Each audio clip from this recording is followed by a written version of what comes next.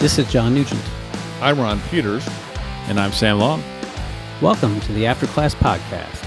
Because the best conversations happen After class.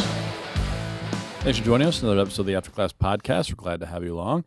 We here are winding down the semester, and with the winding down, we got lots of activities going on. The three of us. Winding down or winding Well, down? both, yes. The three of us plus Todd. Let's not forget Todd's in the room in here. Todd Jones. Yeah. And, we, as part of the wind down here at here at Great Lakes is we have a senior skip day where the seniors plan a whole day of activities for the student body, and we all get to participate. Some of us went to some things. So any observations or thoughts about all that? I think the best part of senior skip day that I saw, because it's the only part I saw, was the softball game and how we pretty much put the wood to the students. So it is, to be clear, faculty, staff, and seniors versus the rest of the student body. Yeah. And it started off great. I can't remember. I'm trying to remember like the first major like play where it was just a bunch of in the park errors that led to everybody on base running home. And it's like, yeah, this is going to be a good game. They had mid-game, they had to switch around where they put their skilled players so that they had an infield that can get people out at the base. I believe you had an in-the-park home run, Todd? In the infield home run, right? Right, if it can be called that. We have runners on second and third, so I'm like, go opposite field. But I'm old and terrible at sports now, so I hit a grounder to the second baseman, which I managed to beat out. They didn't throw to first base because they were watching me, watching the other runners. But then they did try and throw somebody out, and then the ball just went all over the infield until I scored. So let's call it a home run. E3, 4, 5, 6. Yeah, exactly. And there was a lot of that going on. It was pretty hilarious to watch it happen. We ended up scoring 17 runs? I believe it was 18-5, the 18 final to score. 5 finals. Yeah, it was crazy. And Sam was a little injured with your shoulder. Had a little shoulder injury, yep. But you came in clutch as a pinch runner. Yeah, did the pinch running thing because it doesn't really hurt the run around.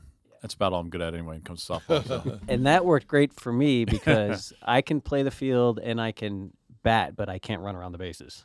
So when I run, that triggers back issues, so I just don't run. And Sam ran for me, and you scored on all three occasions. Yeah, mostly on your base running prowess. I mean, I would say base running / error prowess for the other team. It was the same thing for Todd. Like the first time I got on base, I ran and kept running and dude, just hold the ball. But they keep throwing it and keep dropping it, so I keep running. So, yeah. So between the two of you, you get a single player is what you're saying. Yeah, I mean, Yeah, right. That counts. It worked great. And who was it? Somebody hit they weren't trying to bunt, but basically it went 3 feet. Swinging bunt. Yeah, and everybody's watching the ball expecting it to roll out of bounds. And it never did. No. And everybody's just staring at it, and got a person on base because of that. It's just that kind of a game. Well, it's on the one hand, it's not fair because most of the faculty staff have grown up playing church softball and other softball leagues, so we actually know how to play. Yeah. And then you got students who grew up playing baseball, and then they try to transition, and they're swinging for the fence every time, and nope, does not go the same way. Yeah, that inexperience came into play with my triple play. I Yes. think the first triple 100%. play in Great Lakes history. It was just a pop up right behind second base. I caught it, and the Versus runners second base had took off. left second base and first base with no thought of going back to tag up, and it's just step on second, throw to first. Yeah. I learned afterward I could have had an unassisted You could just triple run to play first, or if tag I them. just tagged the person who was running into second. But running right at anyway, you. it could have been an unassisted triple play, but it ended up just being a triple play, all based on inexperience. And I think it's right. I grew up in a church that had a softball league, playing against other churches, and what churches have that anymore? Yeah. Well, and looking around, I was thinking about it because I didn't play because I'm too old to have any athletic ability whatsoever. But I was looking at all the new additions in faculty and staff, like you, Todd, and we have a lot of new people who are both young and have that experience playing in these church softball leagues. And so you saw that in the performance, getting some hits and some good plays out there. And Jamie Wetzel also played for the first time for us. Right. Yeah, new VP. Yep. Joel was out there. Was Joel here last year? I can't remember. He was. He was? Okay, so he wasn't a newbie. MVP at shortstop this year, though. My goodness, catching balls in the deep in the hole and throwing people out at first the whole game. He played very well. He had the best catch of the day for sure. Absolutely. Oh, right, yeah. Yeah, it looked like it was going to go over his head, and he just got up there and caught it. I'm like, whoa, that was gorgeous. Well done. It was a fun time. We enjoy it because For us, it was a fun time. Yeah. Sign of good weather, a sign of the year is wrapping up, and it's just good to have fun, hanging out with students, laughing, joking, mocking. Yeah. Charlie Starr was doing a fantastic job behind the plate of bringing the smack talk to everybody, both sides. He was unapologetically going after everybody. Not just behind the play, but behind the cage. he was a Right. spectator Yeah. behind the cage. He had a great look at every pitch, and he mocked just about everything going on in the field. Yeah. On both sides, equal opportunity. I had to give it back to him one time.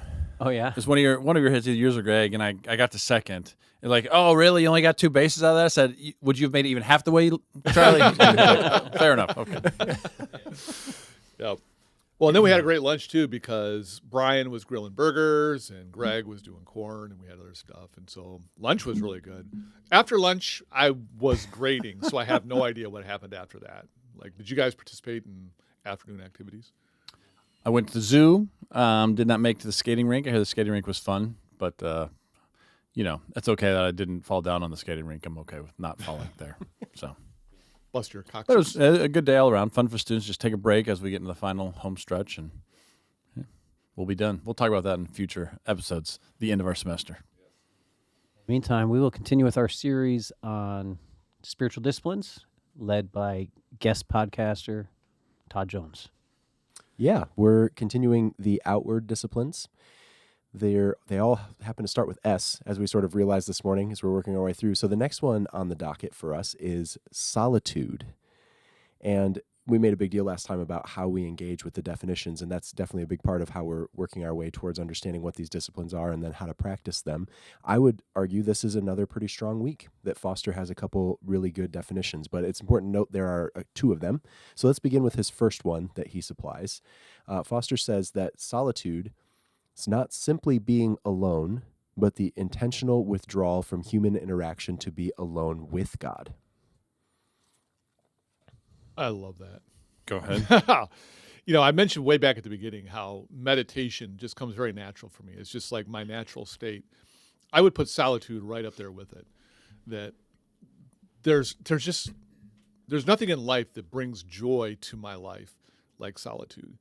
I know it's introvert, for your Myers-Briggs people out there, the INTJ, for the what's the numbers? What's one of the number system? Enneagram? Yeah, for those people. Astrology, I believe, is what you're looking for. Big old 5, whatever you want to call it.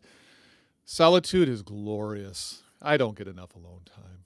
And so, but the point of that is it's not just to be alone, but when I'm in solitude, especially out at the farm or out in the woods, those are some of my best prayer times. Like when I can get out into that space and it's just me and God, we have some great conversations. And so I think there's something in my own experience that would affirm what you're saying on that it's not just getting alone, but it's getting alone so that you can make that time that it's just you and God having a conversation.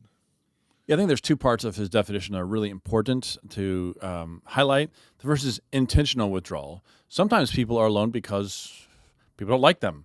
Or, like you said, but what are you saying? Wait, or wait, circumstances, Accidental withdrawal. yeah, or circumstances being what they are, and so they don't necessarily choose to be alone; they just are. But this is like, no, I could be with people, I could be around, but I'm going to choose to go away from all that. And then, of course, the next part, which is the purpose, to be alone with God and what that looks like. And so, like, what you're saying is like, yeah, my personality is the same. I'm perfectly comfortable being alone, but I'm not using that time to be with God. I'm just, so there's both parts of it. You choose to do it, but then you choose to then take that time and interact with God in a particular way. Yeah, and I think that's really important because, like, I could be alone watching TV.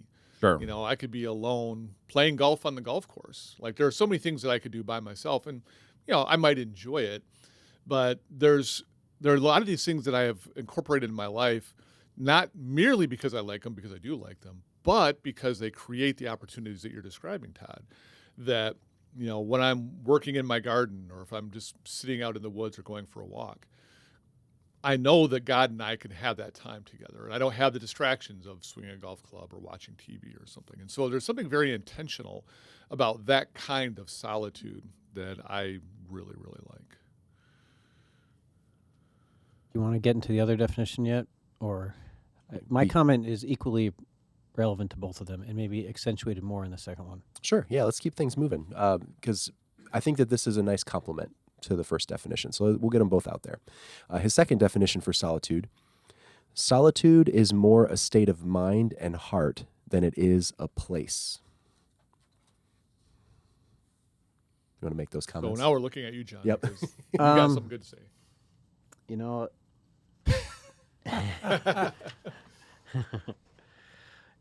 maybe my thoughts were actually connected on the notes you had underneath the definition and not the definition itself. Mistakes were made. I guess if you clarify for me the alone with God, like, what is the with God he's talking about? So, okay, this is great. I'm going to try not to digress too far on this, but this In is your definition, you have like in God's presence. yeah.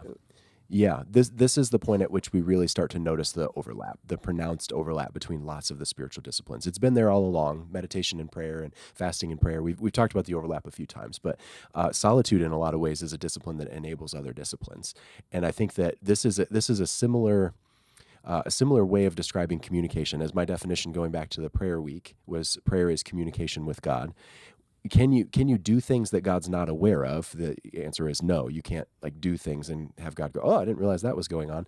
So can you say things and have them not be heard by God? The sort of strict answer to that is no, you can't. So what's the difference between just regular talking and prayer? It's about that intentionality that says, I am intentionally addressing God with this communication and ideally trying to hear something in return. So that's the with God portion, is that when you are alone, as Sam said earlier, you can just be alone, or there can be a consciousness within yourself about God's presence with you.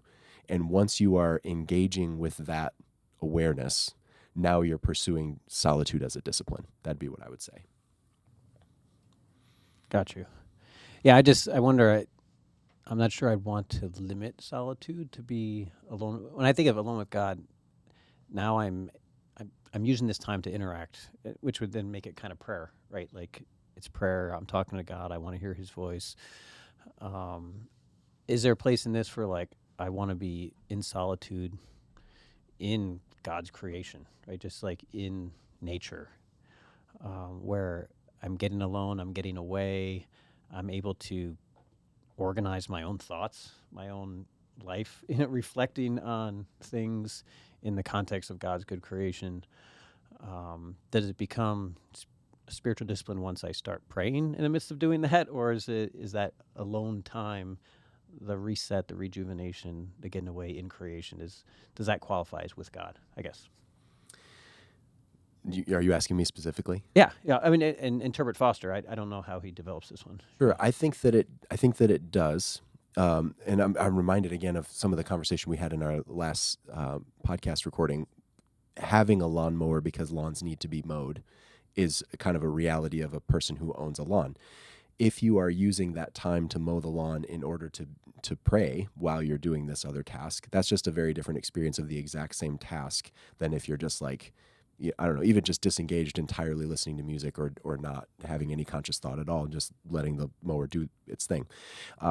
I think that you don't have to be going, God, we need to talk, in order for it to count as solitude. Like it might just be like I'm overwhelmed, I need to shut my brain off for a while. But for me, and I think for Foster, it's the intentionality, which is that second definition that maybe providentially we've got on the table now. It's more a state of mind and heart than it is a place, implies from Foster's perspective, and I think probably from mine as well, that it has a lot more to do with how we are trying to engage the aloneness. Is it happening to us, or are we in the driver's seat of it? Is there intentionality with the withdrawal, and what are our goals, and are those goals aligned with God's purposes? Yeah. So you don't need to live near a wilderness, right? I mean, Correct. And that's what where he's getting at with the place. Like it doesn't necessarily have to be the Jesus alone in the wilderness. Like it may not be near a quiet lake, right? Yeah. But like you can do this in the city. Or even in a crowded monastery, Okay, right? Something like that. So, sorry, please make your point. But excuse me, I got a little thing. No, that was it. That was Yeah.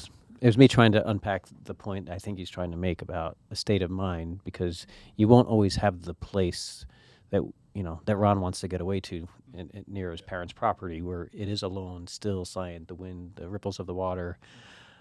Not everyone has that luxury. but you can still engage in solitude if you're intentional. Yeah. I don't disagree with that. Yeah, I don't agree with that. I don't agree with you at all. I don't disagree, but does Foster engage? So you brought it up, monasteries, monks, and so forth. Does he engage that? Is this a pushback against that lifestyle, or is it just acknowledging that while some people do the monastery life, you don't have to engage in this? I'll confess to not having a good enough memory of the I chapter. was worried about. I'm not trying to put you on the spot. No, like, it's okay. That's a blank I want to fill in. Foster may also fill that in. But if solitude is a state of mind, part of what that calls to mind is rows upon rows of monks in a very populated monastery who are engaging in solitude at certain hours of the day on purpose as part of their rhythms. Like, I think his state of mind, state of heart, it's about including them in the definition of solitude. Yeah, because my experience is at a Trappist monastery in Kentucky, and Trappists are very much big on silence and solitude, and there are not rows and rows of them. There's plenty of space for them to be alone, and it was some of the best days of my life, to be honest, going out there and just not having to talk to people, because I have to talk to people for a living, especially that time I was a minister. Like, that's what you do. You got to have the gift of gab and all that, and just not feeling the pressure and weight of that. I think for me, that's a huge benefit to a lot of people who are in jobs where you have to talk and you have to put on this persona, and the ability to withdraw from that, just to, shut that off for a while. I think not enough people do that. They're always on. They always feel like they have to be on. And this gives them the resource to no, you don't have to be on. You're just with you and with God, whatever that looks like, whether it's, at the beautiful Peter's property, or whether it's, in I don't know, I won't get too gross, like in the bathroom or something. I don't, whatever it is, you just, and that's why, like I said, I'm a big fan because of that experience and just kind of who I am. But I do think it's a fine balance between the monastery experience and you can experience solitude, just by sitting in your front room. You can, but I think those are two very different experiences. And so, I don't know, I feel like it's somewhere in between. That's my perspective, though. No, I think you're talking about something that was in my mind as well, because I'm not trying to take away from the fact that a person can experience solitude in their living room. Or some people, like you said, Sam, some people are like, I go into the bathroom, I lock the door because Parents, I think toddlers. yeah, I think about moms who do that. Like, that's the only place where I can get away. And it's like they disappear for an hour or whatever. So I'm not trying to diminish that. Like, if that's where you can find your solitude, then please take advantage of it. Find it where you can. But part of the reason that I point out my own experience, it's not just getting out to my farm. It's like getting into northern Michigan and getting out into the woods, getting to Lake Michigan. If you can find a place on the beach where there's no people around. There's something about, I know it's hard to do, but there's something about being, in the midst of, this unspoiled creation where you're just seeing God around you. It takes me back to SCJ. There was the creation or the creaturely theology. The guy who's taking out his students to just be in nature all the time, and you're just experiencing the wonder of God's creation. There's something about that solitude that it doesn't require being in prayer the whole time. It's like having that ongoing conversation, but you're allowing yourself to be in a space where you see what God is doing, how he is revealed in his creation. It could be, a spider crawling up a tree, or this beautiful plant or whatever. That allows you to be influenced by God's creation. And so you're creating the space for that to happen. And it's just a little bit harder to do at home or in the midst of the city. Not that it can't happen. I'm not trying to say it can't. But you're just putting yourself in a space where it can happen. And that solitude allows you to see that. Yeah, I'm curious. I'd like to hear where you guys like to be in solitude, your ideal place to practice this. Because I know, you mentioned, for you got to be out there. But for my mother-in-law, she has, in her last house, they had a prayer room, and that's where she goes. And, it's a relatively small room. It's comfortable. There's a Bible there, a table.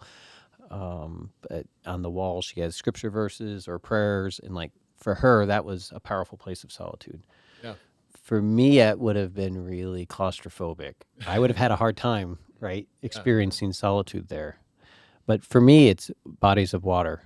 I want to be by water. So the closest thing, yeah, if I'm near a lake, if I'm near a river, especially the ocean, I'm in my happy place. Like that's where I can be alone and disengage from everything else. And here in Lansing, it has to be in the summer in my pool, like floating on a raft in my pool, solitude.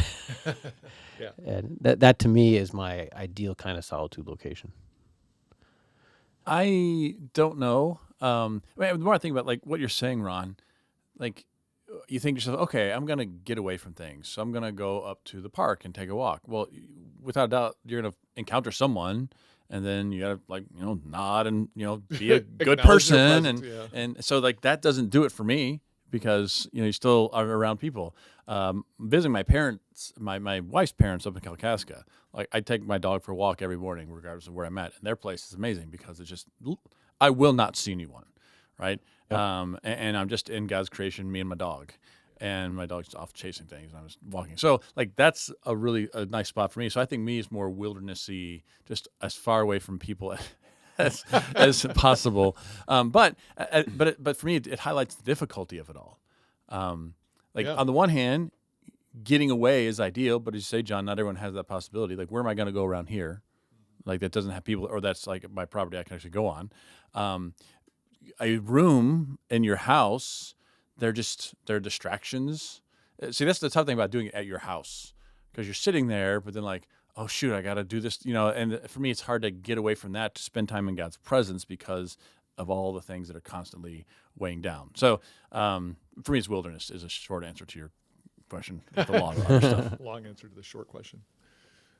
Where do you go, Todd? This is going to sound absolutely insane, and I'm aware of that, but I use this as an example in class. The most solitude that I can remember experiencing in my life is in an airport terminal, absolutely surrounded by people.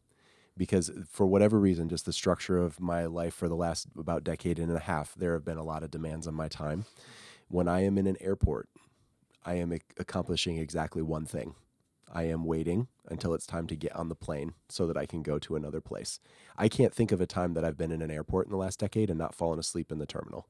I am so comfortable and so relaxed without having any place to be. I often will put my phone on airplane mode and just ignore everything when in the airport, and I find a place to sit and I just conk out. I just think about like, wow, a lot's happened since the last time I was in an airport, which is doesn't happen so much anymore because for context, I lived in other states over the last few years and ended up flying a lot at various points in my life. I'm not flying much at all now, but so I'm gonna have to find a new place. But that was like just the incredible solitude. I try to use that as a point in class to say it's a state of mind and all that sort of stuff. But anyway. Well, and what I like about this is, we've each shared our own sense of where we find solitude, or John, you're talking about your mother-in-law. And her idea of solitude sounds horrific, right? For me, it does. Like trying to be in a house and have solitude, I'd go nuts. But clearly for her, they're like, this is my happy place. And it shows you that solitude doesn't have to necessarily fit a very narrow definition. Like if you're not doing this, you're not experiencing solitude. That our own personalities, our experiences that shape us into the people we are, help us to identify those places where solitude becomes very meaningful to us. I just love hearing you say that you find it in an airport. Again, I could never find solitude there. But the fact that you can, that's remarkable to me. And I hope that our listeners are going, oh, so I don't have to go out into the woods or something like that, that there are perfectly legitimate places where I can find this kind of solitude. You don't have to be, a Ron or a Sam to have to go out in the wilderness to find that solitude. Yeah, I'm looking forward in the notes, and you're going to talk a little bit about the contrast of loneliness and solitude. And if you don't mind me transitioning to that. No, let's go. When you brought up your definition of solitude, like being in an airport surrounded by people, I never feel more alone than when I'm surrounded by a bunch of people whom I don't know. Like that's when I feel the most alone. If I'm alone out in creation, I don't feel as alone. I just feel a part of the things around me. But if I'm in a huge crowd, I'm at a conference by myself, or I'm in sessions and I don't know anyone, that's when I feel alone. And maybe there's something about traveling that does that to me too. But no one around here is going to have questions for me. No one is going to ask me to do something. No one around. You're surrounded by people, and no one's making a claim on you, right? And in that sense, that allows you to be, alone. It allows you to be in solitude. It's the very presence of people who don't care to take any of your time. Yeah. Can be an interesting place for solitude. I do find I do a lot of thinking, reflection, meditation in those kinds of contexts as well. So, but how does that? But there is a connection there to loneliness and solitude in there. And what does Foster do with that? Quite honestly, I think that's some of the best work he does in the book, but for sure in this chapter. I mean, he contrasts loneliness and solitude because they're both about being alone on some level. And I think as we've established at this point, you can be alone when you're surrounded by people, whether that's airport terminal or wherever. So he contrasts them in this way. He says loneliness is inner emptiness. Solitude is inner fulfillment. And the way that I've internalized that myself, I would subtly alter it for class and say loneliness is longing, while solitude is contentment. Yeah, because loneliness is you don't want to be there, right? That like no one wants to be lonely, but being alone, that we talked about from the very beginning, it's an intentional thing, and so it's a mindset where you've chosen to be in that. Where loneliness, it's a sad state of affairs, and I think what's happened in our society is we've conflated the two. That in order to not be lonely, you have to surround yourself with people. Well, there's plenty of people who are surrounded, like kind of like you're talking about, John, where you think about high schoolers, they're around each other all the time. Yeah. They don't have any friends. That's not okay. They're still lonely, and even though they're surrounded by people. And so I think this conflation has caused a lot of the problems that we see in our society, where they just assume that proximity means relationship, when in fact it doesn't. It does raise an interesting thing for me, though, because, like, for me, the times I felt loneliness most acutely are, like, when I'm home by myself. Like, from time to time, Suzanne will go away for a night or two, and if I'm home alone in the evening, I'm kind of lonely. Or, like, if I've gone to a conference by myself, I'm okay if I'm in the crowd and I'm walking around, but the moment I get back to my hotel room and there's nobody there, that for me is like the lonely place. Like last time Suzanne went out of town, it was like on a Friday night and I had dinner. It's like 8:00 at night. And I'm like, I do not want to sit here by myself. So what I do, I went into East Lansing. I sat at a coffee shop. I wasn't talking to anybody. Okay. But I just felt better because home was too lonely. And at least, there was a little bit of buzz and all I'm doing is like scrolling through my phone and drinking my cappuccino or whatever. But there was something about being in the midst of people that took away that lonely feeling. And it's different personalities, like I said, and it's not one is right or wrong. But if I was walking through the woods, I'd have been fine. But man, sitting in my house by myself, that was lonely. I wonder if it's a matter of expectations. Like when I travel and I'm staying at a hotel alone, I would feel lonely out among people when I don't know anyone. Mm-hmm. And then I wouldn't feel lonely back at the room because I'm supposed to be alone at night in the room. You know what I'm saying? Like, it's normal. I'm expecting it. But at home, if my wife goes away for a week or a weekend, like I start to feel alone at night because I'm supposed to be with my wife right now. That's my norm. That's what makes this. I'm alone because it's not supposed to be this way right now. Yeah. And so there is that expectation of, like you mentioned, high school. Like you're not supposed to be alone in high school. You're supposed to be having friends there, connecting with people, building social skills. When that's not happening, there's a negative void because you want to fill it. When I looked at Foster's definition of loneliness versus solitude, I think part of solitude is to create a void, like, empty a lot of the rhythms, the space, the people who are normally in your life, to create space for meditation or for reflection, create space for God to speak or, to convict you of something. So there's almost an intentional void creation with the hopes that will be filled. Filled in general or filled by? It depends on what your purpose is, right? If you're like Jesus, I think in the garden, he wants clarity on God's will for the cross. Like, is there another way? Like, so for him, like, there's a kind of something, right? But some might just be, I realize my head and my schedule have been just way too busy. I'm sure there's things I need to be thinking about that I'm just not thinking about because I'm just super saturated. I just need to create space for whatever may come and give God a chance to use that. So I think some may be intentional with a purpose, and some may be more the intention is to create the void to see what comes of it. And because in the past when you've done this, things have come of it that you would expect that it would happen. So to kind of build off that, would you and or Foster suggest that the cure to loneliness is solitude in a sense of it can fill that void? Because you're longing for something when you're lonely, but by choosing solitude, but you're in a state of lonely, no one's around, right? But you're choosing solitude in order to be in God's presence, and ideally God fills that void in your life. Is solitude the solution, or is it just another part of it? I don't want to read too much into what Foster says and doesn't say.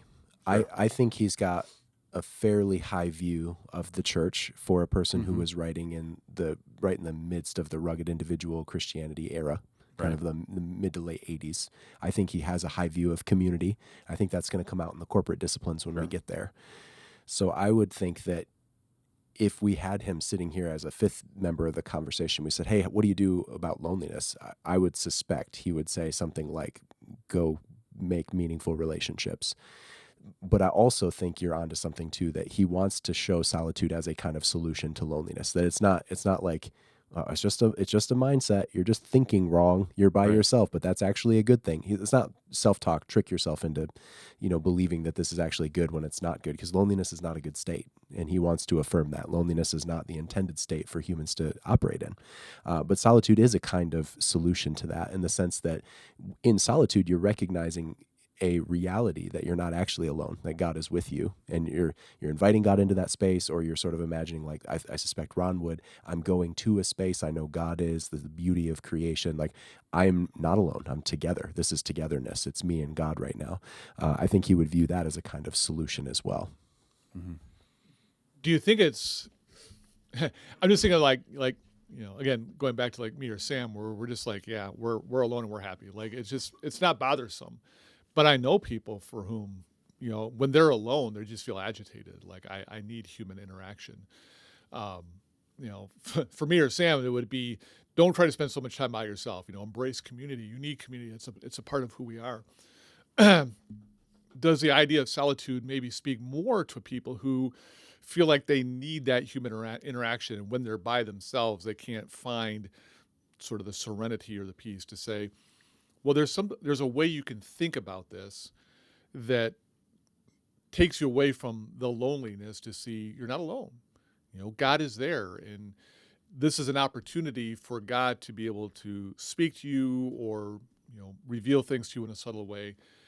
You don't have to be lonely if you're by yourself. Not to say you should be alone all the time, but during those moments, maybe when you are feeling lonely, to go, you know what, God, this is our time. Could help people who find themselves agitated by the alone time to see something good coming out of it. Yeah, and I think that marriage supplies an interesting analogy for that. If somebody is lonely and they think that getting married will cure their loneliness, like hopefully premarital counseling catches that and they get successfully warned, it does not work that way. Loneliness is, in a sense, is a problem that I need to work out about my own loneliness, which is, it's not pull yourself up by your bootstraps, but like if I think that I can just pull people into my orbit and that's going to fix loneliness, that's not actually addressing loneliness. That's probably operating at the distractions level.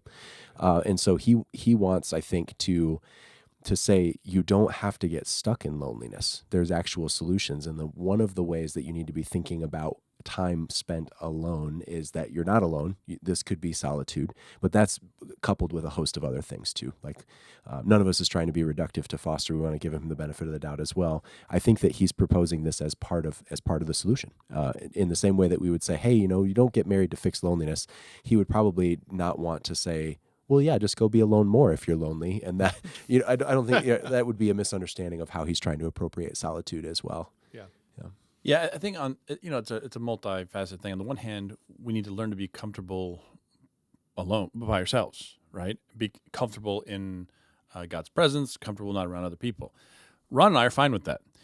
we need to work on being comfortable with other people, right? Right. And so Agreed, like yeah. we only have one part of it right, and so like, but other people who like are great around great around a crowd, but they intentionally avoid being alone because it leads to all sorts of other things. And so it's a both and, depending upon where kind of you're at and all the rest. And so, yeah, it's not a fix for loneliness, but neither is just constantly surrounding yourself with people. And so it's kind of a both and. And this is particular just saying, okay, what does it mean? Like, what does it do for you to just be alone, you and God? Where does that take you? And do you do it enough? Right. And so, yeah, so it's both and. Ron and I have plenty to work on too. Without a doubt. Without a doubt. But I do like what you said about a lot of people think the cure for loneliness is distraction. I think that's a really good point for people to realize, because we probably have some listeners who are very good at distractions, but that doesn't mean you're enjoying, fruitful and flourishing relationships, and, hanging around godly people who can help us to learn about ourselves and to see what's going on, and, letting the Holy Spirit and God's word work inside of us can be an important part of that solution. And a little bit of solitude where we can talk to God allows us to see that alone time through a much different lens. So I think that idea of distractions was a really good point. Are there like core practices or things if someone says, all right, I want to be more intentional about solitude. What can I do? What should I do? How should I schedule my aloneness or solitudity? Yeah.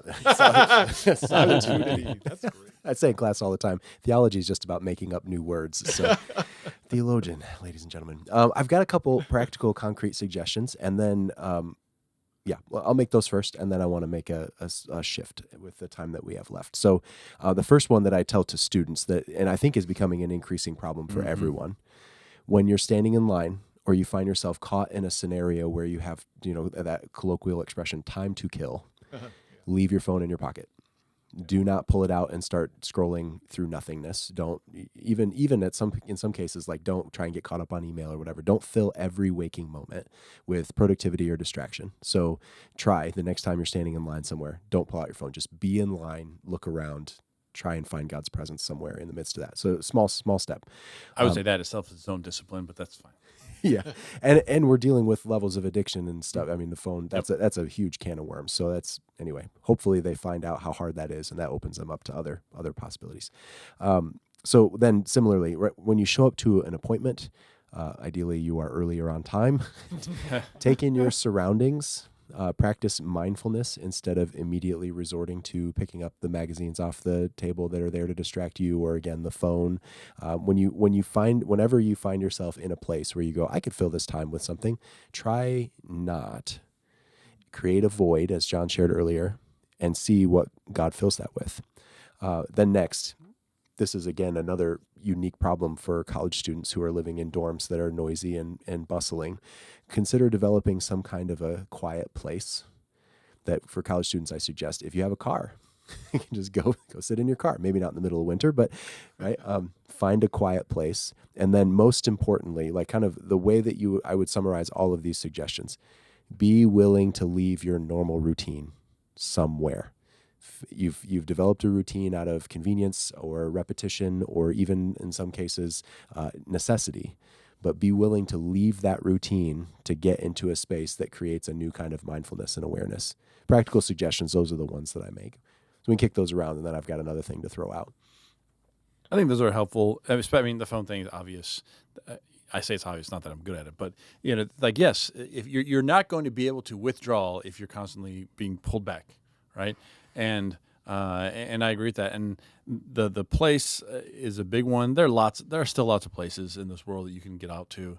Like I didn't mention this before, but like disc golfing, I like going to new courses and just playing just a very casual round by myself.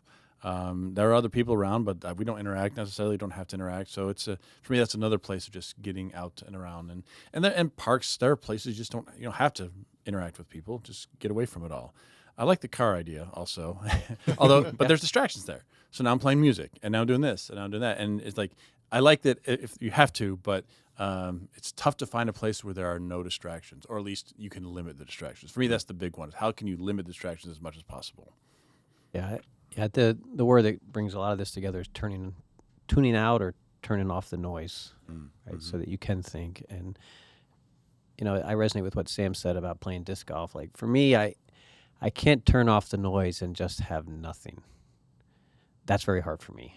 And maybe that's a level of solitude I can't go to, or I don't go too well. I am best able to meditate, reflect, be at peace if there's a certain kind of noise.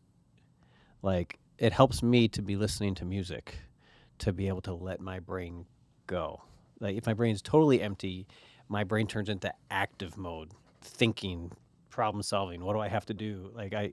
But if I have a low level noise, especially if I'm listening to music, it has to be music I have memorized. I've heard it a million times. That can be background, and I could have productive meditation. But if I'm listening to new music, I'm distracted by it. Like, oh, I like that song, or that's new, or what was that lyric, or like.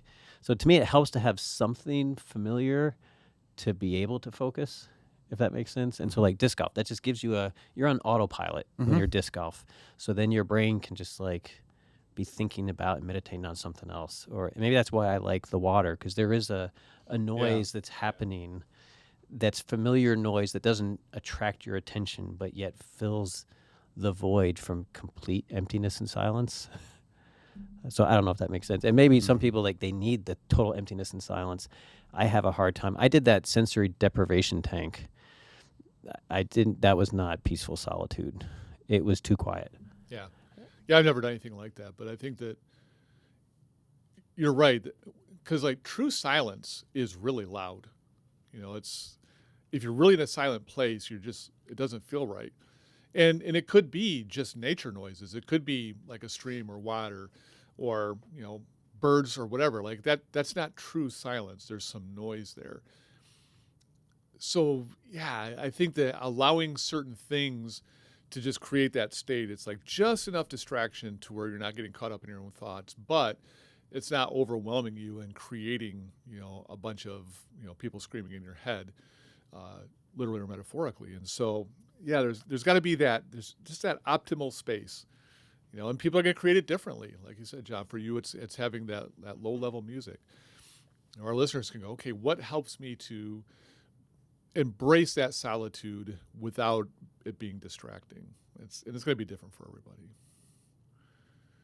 To the point about silence, I have like kind of a low grade case of tinnitus, with like the kind of ringing in your ears when it gets really quiet, and so I can't exist in complete silence either. That's exactly what I was thinking. Like, I sleep with a fan on, I do white noise, I go through different kinds of lo-fi beats or whatever when I'm studying or reading, because I can't have lyrics, but I also can't have silence. Otherwise, my ears will be just ringing off the hook, so to speak. I've got to shift gears here real quick as we're winding down. I need to give a credit. This is an important credit because this is both a good friend of mine and a good observation. So Evan Smith, if you're listening, I heard you, and that was a great suggestion.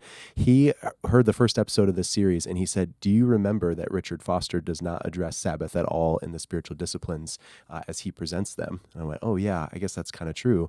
And we sort of chatted back and forth about it, and it was like, really, Sabbath fits in the Solitude chapter.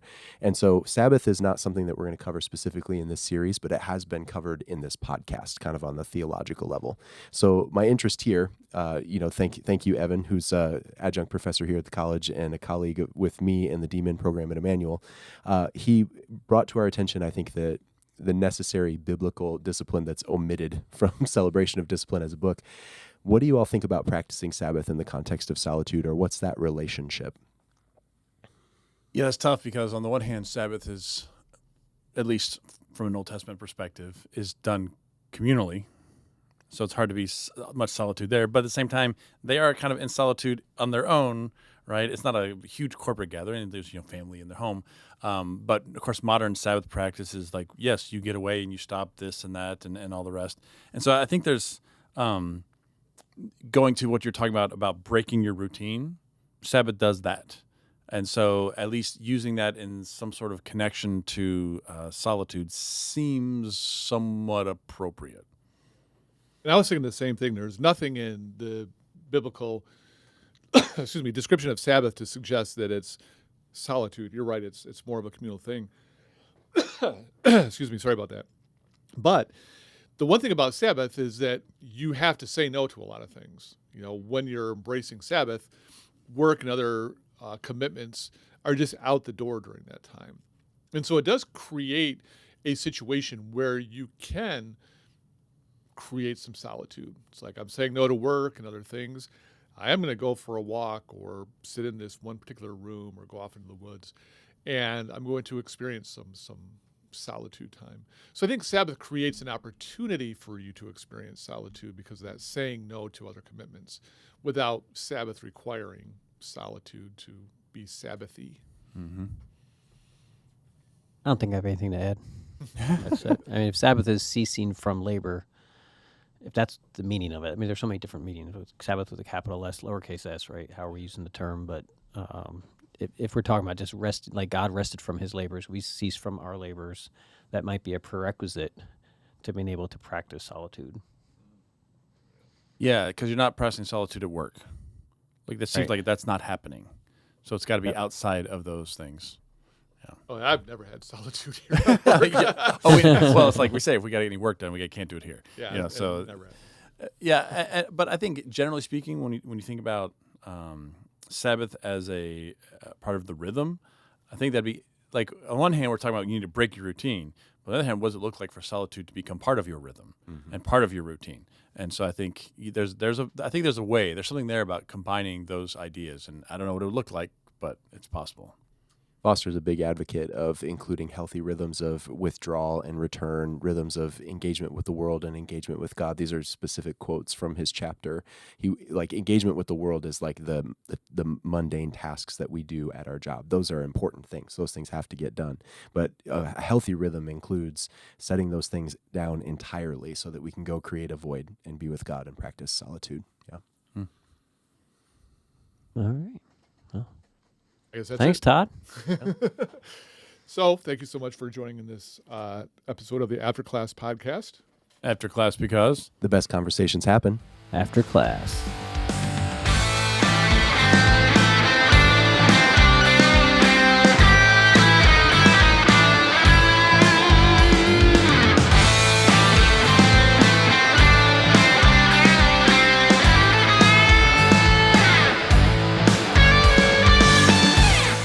Thank you again for listening to this episode of the After Class podcast. ACP is hosted by Sam Long, John Nugent, and Ron Peters. Social media pictures and descriptions are provided by Darren Harris. Audio mixing and editing is done by Drew Nyquist. If you've enjoyed this episode of ACP, you might also enjoy GLCC's Master of Arts in Practical Theology degree. In this 36-hour program, you will receive first-rate biblical and theological instruction from John, Ron, Sam, and several